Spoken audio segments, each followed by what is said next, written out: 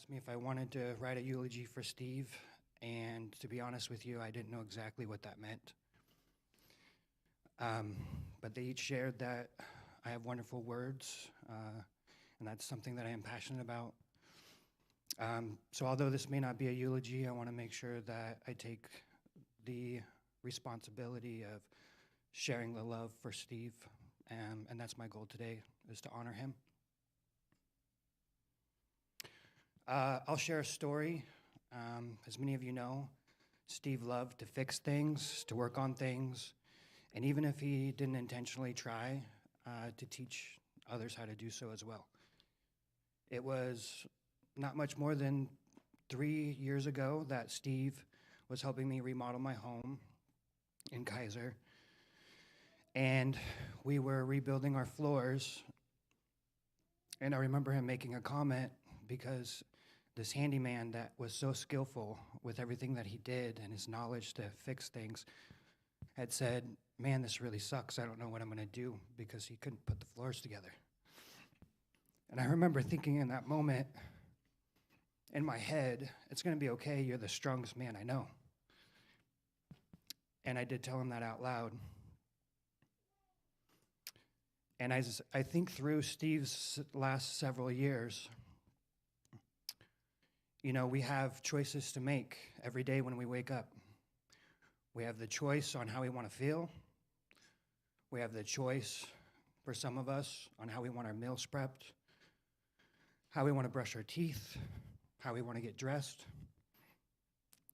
And I was blessed with the opportunity not only to help Steve with these basic things, but reflect on my own life and say, wow, we really take some shit for granted. Excuse my language.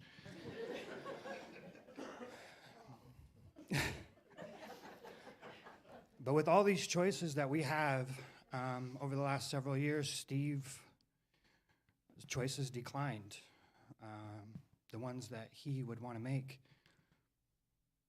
And the state of mind is something that we can all control. And one thing that I can say that this man did better than anyone else in the world that I know is choose every day to be happy, to smile. And when you look at it, it is just absolutely astonishing. What's the word I'm looking for? When someone's sick, you're most likely to get sick. It's contagious, thank you. But the reason why I share that story and the choices that we make is because if I had to challenge each one of you to close your eyes, and I've done this often.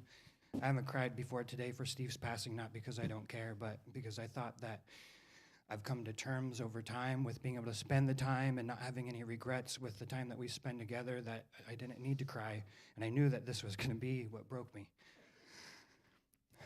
But I also know that if we closed our eyes for 30 seconds, if you're sad, if you're not sure how to feel, or you're just missing him, every single one of us unique thoughts that we have or memories with Steve, if you just picture him smiling or in a moment that you are fond of or enjoy or miss Steve, that is all the power we need to change the mood that we have. And I know for a fact that if Steve wanted to be remembered in any way, that is exactly how he wants us to remember him. And although he is gone today, he lives through each one of us, and I challenge and encourage you to continue thinking of those memories with Steve. But how are you going to have Steve live through you? And I made a commitment to myself. One thing Steve did extremely well is treat my mom with the utmost love and respect, and that is something I will carry on as a father and husband myself. And we all have that opportunity, and it is a choice.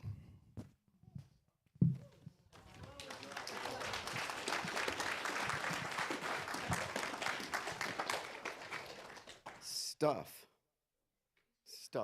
You can use stuff. Come on down.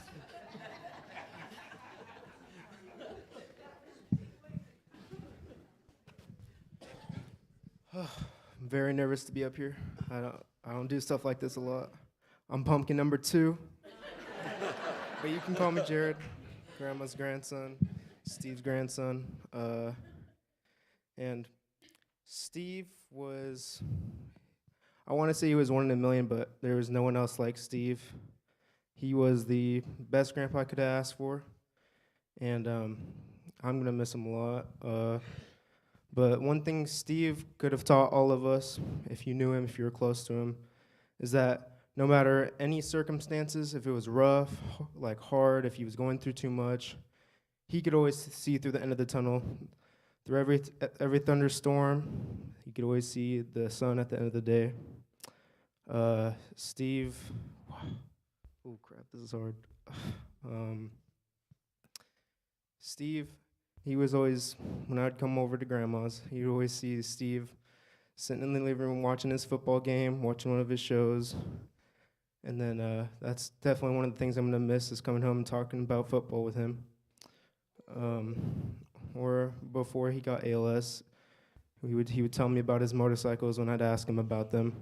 He loved talking to him about them. He could sit there for hours and tell you about them. Oh, yeah. Yeah, it made me watch them. But yeah, he was a great grandpa. I'm gonna miss him. He was definitely exactly what this family needed, and he was someone we could all look up to. Thank you.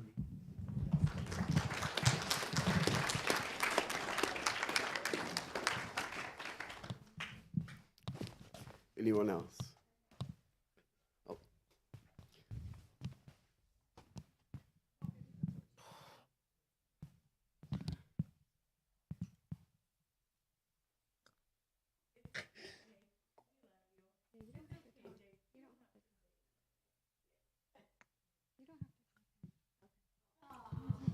I think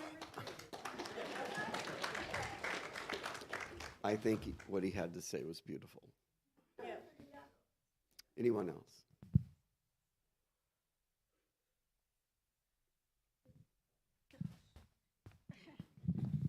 Hi, everybody. I'm Joyce, Tony's little sister.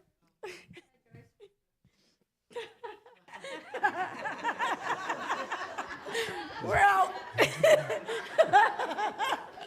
We got that. And a lot has already been said that you all know. You already know this about Steve. He's a love, and I'm so glad that Tony and he found each other.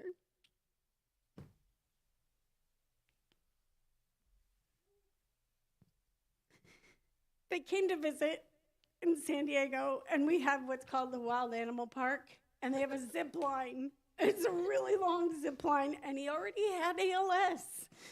And he couldn't use his arms, but he didn't want us to tell them that. And so I'm sweating bullets. You know, you have to fill out this form and stuff, and we're lying. This is the only thing I've ever heard him lie about. And even by omission, you know. But he was set on going ziplining that day. And he waited, and we got up there, and then he needed help to get up there, you know, and we told the guy that was helping us. And he was fine. He knew he'd be fine. I didn't know he'd be fine. I was worried. But you can just, that's what I pictured was just the grinning that he had when he was doing the zip line and after. And so that's what I'll take with me in addition to all the other cool stuff. And high five. So, yeah, toward the end, he couldn't use his arms. And I told him one day, high five, Steve. And I'm like, oh, I'm the worst. I'm the worst sister-in-law. And then later that day, he waited, and then we had something go on, and he's all, high five, and he got me. Like, I'm like, oh, yeah, he got me. Anyone else? Hi, I'm Maddie, Steve's daughter. I thought I would follow up with another motorcycle story. Growing up, we would spend a lot of time with Dad, obviously, but weekends in particular when Dad wasn't working. We'd make pancakes in the morning. He'd let me grind his coffee. The boys would run around or play with our rock and bach table. And as we're making our Sunday breakfast, he goes, do you want to finger paint? I can't say that word here. I love arts and crafts. Yeah, I want to finger paint. So we finish up breakfast, we go to the garage, not our normal arts and crafts spot. Dad, but okay, where are we going? He pulls out the chrome polish,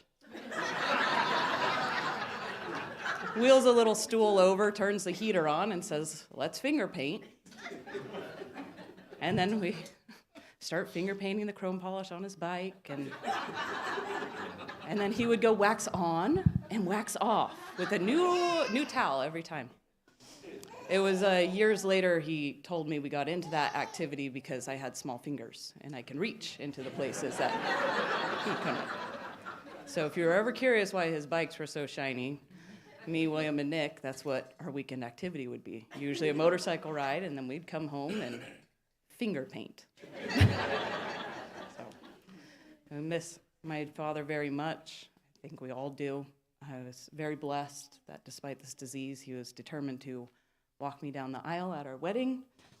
And as soon as Gwen was born, she became his favorite, we're all pretty sure. So, so glad we got to spend the time with him, and thank you all for coming.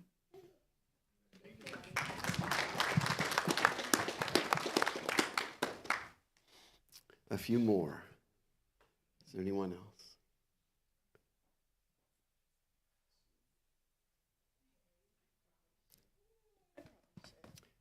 Bless your heart. Hi. I think you guys might know me. I'm Tony. I'm Steve's wife. And I kissed a lot of frogs to find that prince.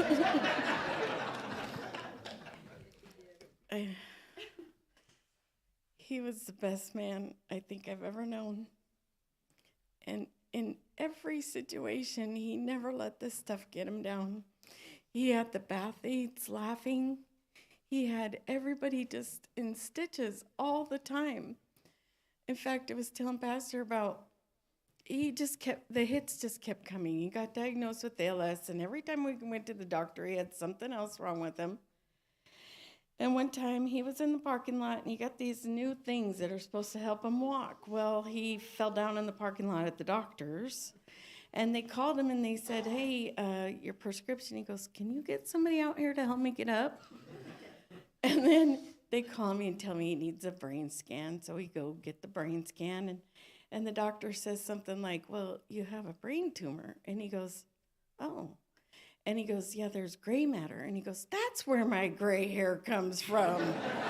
And I'm still talking about the brain tumor, and everybody, the doctor and Steve, are just laughing. And but that's how Steve rocked and rolled. He just went with the punches, and there'll never be another Steve. And I know he's with us, and he liked this church, and he loved the people in it, and he loves all of you. I just stand here and look at everybody that's helped us in some way and somehow in the last 5 years. Come work at our house. Come and sit and watch football with me. And on the day he passed, and I'm like, who's sending these people one at a time to sit with me, you know? And people are just circling the wagons around us, and they have for a long time. I just remember when Steve had just gotten out of the hospital. He was critical with sepsis, and Chris said, I would like my family and I to come sing at your house. And we had the best time because we got to invite a lot of people we hadn't seen in a long time in our backyard, and it was just amazing. People came, a Bible study, knew about Steve and I, and brought us money for the co-pays for our medical bills. And it's just stuff like that. The ramp got built. The shower got done. There's just so many things. We have been blessed beyond measure. God has just worked really good in our lives and in our families, and I'm just grateful for all of you guys that are here today, and the ones that can't be here today. Thank you for coming. I hope you get to hear this. And I'm just really proud of my grandkids, and Gwen was just the apple of his eye. I don't know who would grin bigger, Steve or Gwen, when they'd FaceTime. And he'd go, hi, Gwen. I go, what about Maddie? Oh, I think that is a beautiful segue into the video that we have of Steve.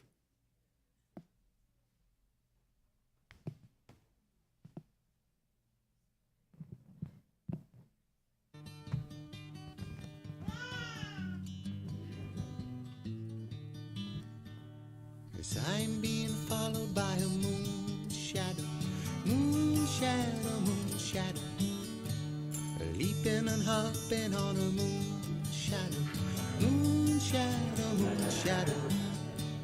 And if I ever lose my hands, lose my plow, lose my land, oh, if I ever lose my hands, oh, I won't have to work no more. And if I ever lose my eyes, if my colors all run dry, yes, if I ever lose my eyes, oh, I won't have to cry.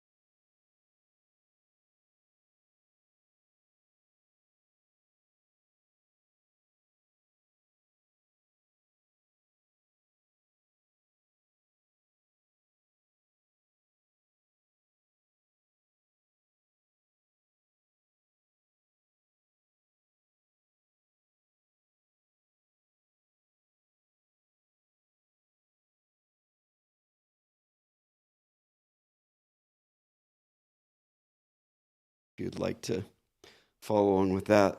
The Lord is my shepherd, I shall not be in want. He makes me lie down in green pastures. He leads me beside quiet waters. He restores my soul. He guides me in the path of righteousness for his name's sake. Even though I walk through the valley of the shadow of death, I will fear no evil, for you are with me. Your V-rod and your staff, they comfort me. It just fits. You prepare a table before me in the presence of my enemies. You anoint my head with oil, my cup overflows. Surely, goodness and love will follow me all the days of my life, and I will dwell in the house of the Lord forever. The Lord is my shepherd.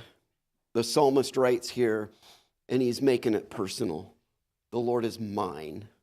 He's my shepherd. And he says it with pride. And we can see that in Steve, that the things that he believed in, he believed it to his core. My is also very personal. The Lord is my shepherd. The Lord is your shepherd. And it's one thing that's unique about humanity is that we have a self. We have something that is unique about each and every one of us. You are a person. You're a person that has been made in the image of God. You are an image bearer of God. You are that special. You are that unique. Nobody else is like you. One of you said 1 in a million. To be precise, at least in the DNA level, you're 1 in 72 trillion. That's how unique you are. And even beyond that, there's only one of you. There's only one Steve that has ever been. And you got to know him. That's beautiful. See, the Lord is his shepherd. He didn't need anything else. It exemplifies the fact that he was made in the image of God. Then there's something about Steve that illustrates God himself. Because if we're made in God's image, there's a quality and character in each one of us and Steve that shows and reveals a little bit of God within each one of us. And one of the characters of God that is beautiful is that he's a designer. He's a manufacturer. He's the one that knows us best. One thing about Steve is that he enjoyed mechanics. He enjoyed, let me put it this way, he enjoyed God's physics and geometry. As I can see by some of the cars in the parking lot, you get exactly what I'm talking about. Each one of us know if you are a gearhead at all. It's one of the things that Steve and I enjoyed each other so much, is because we're both gearheads. We both understand the fact that if there's just a communicating level that Steve and I would have after service, and we would just be talking. Inevitably, it would get down to just kind of the mechanics of life. And that's what Steve saw, a creator, a God that designed this beautiful world that we see around us. And some of us appreciate things about God's creation in special ways. For example, crafts. Great job, Steve. Why didn't I think of that? I've got 5 kids. It's like, man, polished. Oh, it's past tense for me, but I can. Okay, yes. You are right. And I've got a few of those too. Oh. It says, I will not be in want. God was enough for Steve. God is enough for Steve in a sense that he knew God and God knew him so that he can enjoy the creation around him. He enjoyed snow skiing, motorcycle riding, cars, golf, fishing. And it leads us to the next thing is he makes me lie down in green pastures right there. There's the golf story for sure. with green pastures. He leads me beside quiet waters. Now, this is one I want to get to, is he restores my soul. He guides me in the path of righteousness for his name's sake. There's three things, and it's really four, but Steve said towards the end, within the last week, I got to go over and visit with Steve. And Steve had his agenda. The reason I was there, and he wanted to talk to me about three, and I'm going to add four. He wanted to know if cremation was okay. He's thinking about spiritual things. And I said, Steve, I want you to know it doesn't matter what state you are in following. When it comes to our bodies, God knows you. There's going to be a new creation. There's going to be a new heaven and a new earth. And this old stuff just passes away. You're fine. And then he asked me, I want to, before I pass, because I know my life is short, I want to make it to church just one more time. And that didn't happen. Well, yes, you're good. You guys are sharp.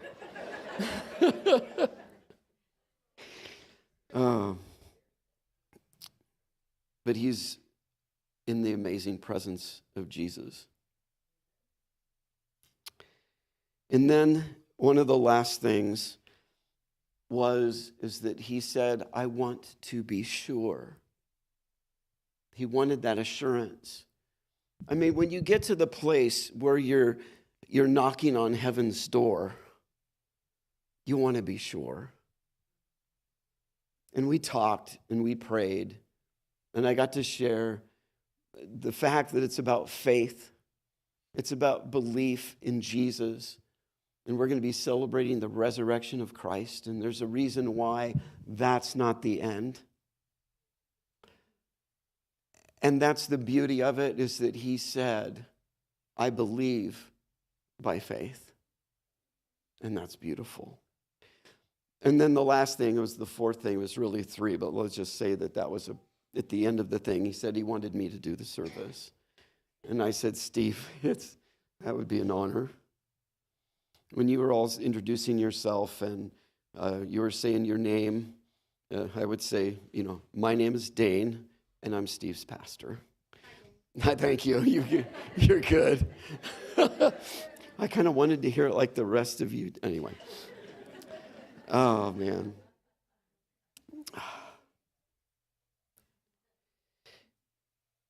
Even though I walk through the valley of the shadow of death, I will fear no evil, for you are with me. Your rod and your staff, they comfort me.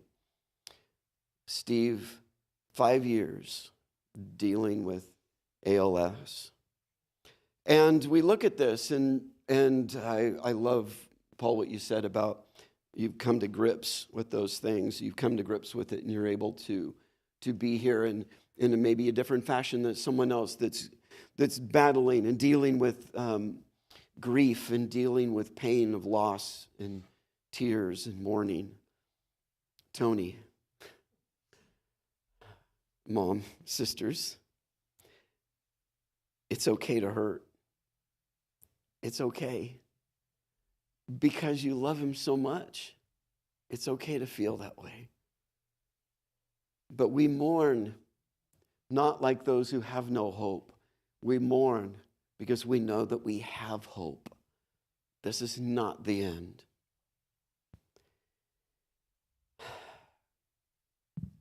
What happens to the body dealing with ALS and all of the things in dealing with it, you know that there's an ending maybe before you should. Steve wanted to know for sure. And that's important for all of us. We should know. We should have that assurance. It's by faith.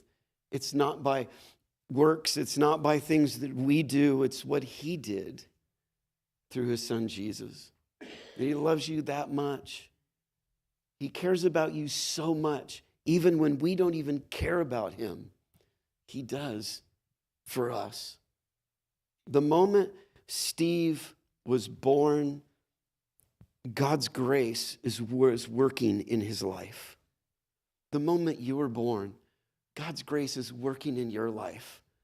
Even through our difficult times, our frustrations, our anger, our rage, our struggles, our doubts, he's still there, and he cares about each and every one of you because you are unique. You prepare a table before me in the presence of my enemies. Surely goodness and love will follow me all the days of my life, and I will dwell in the house of the Lord forever. What follows? What follows you in your life? We can look at Steve, and I can look out. This is what follows Steve, is you. It's because he recognized that he was Steve, that he was not complete until he allowed God to complete him. And that is getting to know the creator of your very soul. That's cool. Let's pray. Dear Lord,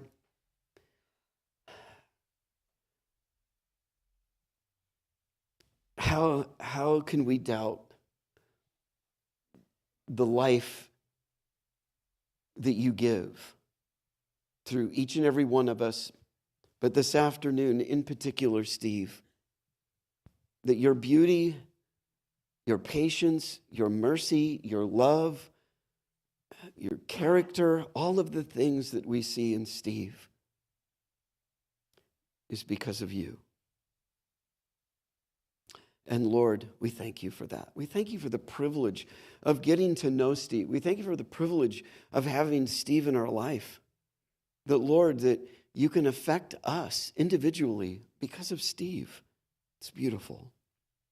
Lord, I pray that each one of us this morning, that we'll just take just a moment and that we will reflect on the fact that we each individually need to make that decision. God, you don't make it for us. And Lord, nobody else makes it for us. But we do. And I pray that by faith. In Jesus' name. Amen. I love hearing that. That's good. Following this is a reception.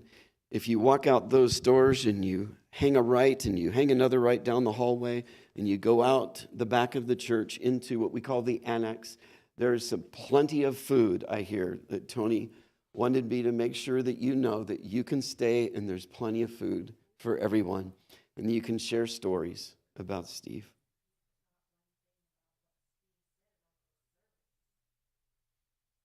Remind me.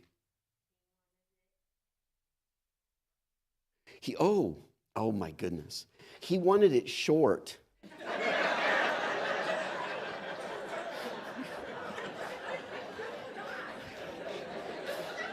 Thank you for reminding me that. This has been done in less than an hour. That's pretty darn good. But then I spoke up to Steve after he said that. He wanted it short. I guess there's 5 lists here. He wanted it short, and I said, Steve, that's probably one you're not going to win because Tony's right there. Anyway, God bless you. Let's have some fun and join each other's conversation. Take care.